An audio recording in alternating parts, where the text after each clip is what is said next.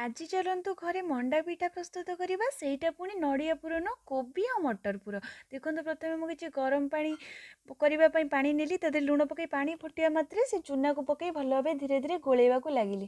କାରଣ ଏଇଟା ଭଲସେ ହେଇଗଲେ ପିଠାଟା ଭଲ ହେବ, ଆଉ ଚୁନାଟା ଭଲକି ସିଝିବା ଦରକାର। ଆଉ ପିଠଉ ଯେଉଁ ବାଟିକି କରନ୍ତି ନା, ତାଠୁ ଚୁନା କରିକି ମଣ୍ଡା ପିଠା ମାନେ ଖଳି ଯନ୍ତଣୀଟା କରିବା ବହୁତ ଭଲ। ଦେଖନ୍ତୁ ମୁଁ ଟମାଟୋ, ପିଆଜ ରସୁଣ ଅଦା କାଟିକି ରଖିଥିଲି ମସଲା ପାଇଁ, କୋବି ଟିକ୍ ଟିକ୍ କରି କାଟି ରଖିଥିଲି, ମଟର ସିଝେଇ ରଖିଥିଲି। କୋବିଟାକୁ ଭାଜି ନେଲି, ତାପରେ ତେଲ କିଛି ଦେଇ ସେଥିରେ ଜିରା ଟମାଟୋ ପକାଇ ଆଉ ପିଆଜ ରସୁଣ ଅଦାକୁ ଛେଚିଲେ ଭଲ ହେବ ମସଲାଟା।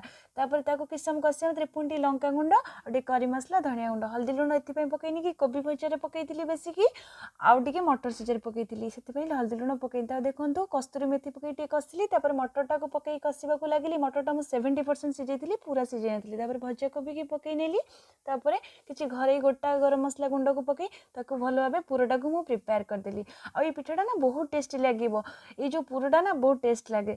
ତାପରେ କ'ଣ କଲି ନା, ସେ ଯେଉଁ ଖଳି ଜନ୍ତିକି ରଖିଥିଲି ତାକୁ ଭଲ ଭାବେ ଚକଟି ନେଲି ପ୍ରଥମେ, ତାପରେ ଗୋଟେ ପରେ ଗୋଟେ ବଲ୍, ଦେଖନ୍ତୁ ବଲ୍ ସେପ୍ ଦେଇକି, ତାପରେ ତାକୁ ଆମେ ଗୋଲଟାକୁ ଯେମିତି କରିବା ନା, ତଳ ଜାଗାଟା ଯେମିତି ନ ଫାଟେ। ଆଉ ଯଦି ତଳ ଜାଗାଟା ଫାଟିଗଲା ପିଠାଟା ଭଲ ହେବନି। ତଳ ପଟୁ ହାତ ଦେଇକି ତାକୁ ଉପର ପଟରୁ ଗୋଲ କରିବାକୁ ପଡ଼େ, ଯେମିତି ସେଟା ଟିକେ ଖାଲୁଆ ଟାଇପ୍ର ରହିବ, ଯେମିତି ପୁରଟା ଭଲସେ ହେବ, ଯେଉଁଟାକି ମୁଁ ଶିଖିନଥିଲି, ଫାର୍ଷ୍ଟ ଟାଇମ୍ କାଲି କରିଥିଲି।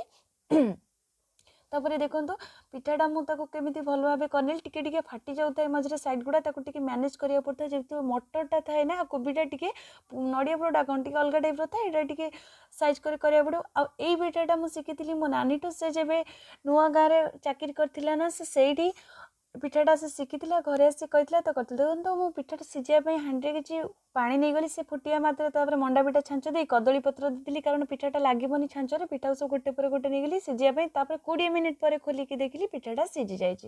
ତ ଦେଖନ୍ତୁ ପିଠା ମୁଁ ଗୋଟେ ପରେ ଗୋଟେ କାଢ଼ି ନେଲି। ତ ଦେଖନ୍ତୁ ପିଠାଟା ପୁରା ବଢ଼ିଆ ସେ ସିଝି ଯାଇଛି। ଆଉ ଖୋଲିଲି, ଦେଖନ୍ତୁ ପିଠାଟା କେତେ ସୁନ୍ଦର ପୁର ଦିଆଯାଇଛି, ଆଉ ବଢ଼ିଆ ଦେଖାହେଉଛି, ଯେମିତି ଦେଖାହେଉଛି ନା ଟେଷ୍ଟ ପୁରା ସେମିତି ହେଇଥିଲା। ବହୁତ ବଢ଼ିଆ ଲାଗୁଥିଲା ପିଠାଟା। ନିଶ୍ଚୟ ଥରେ ଟ୍ରାଏ କରନ୍ତୁ, ଆଉ ମୋତେ କୁହନ୍ତୁ କେମିତି ହେଇଛି।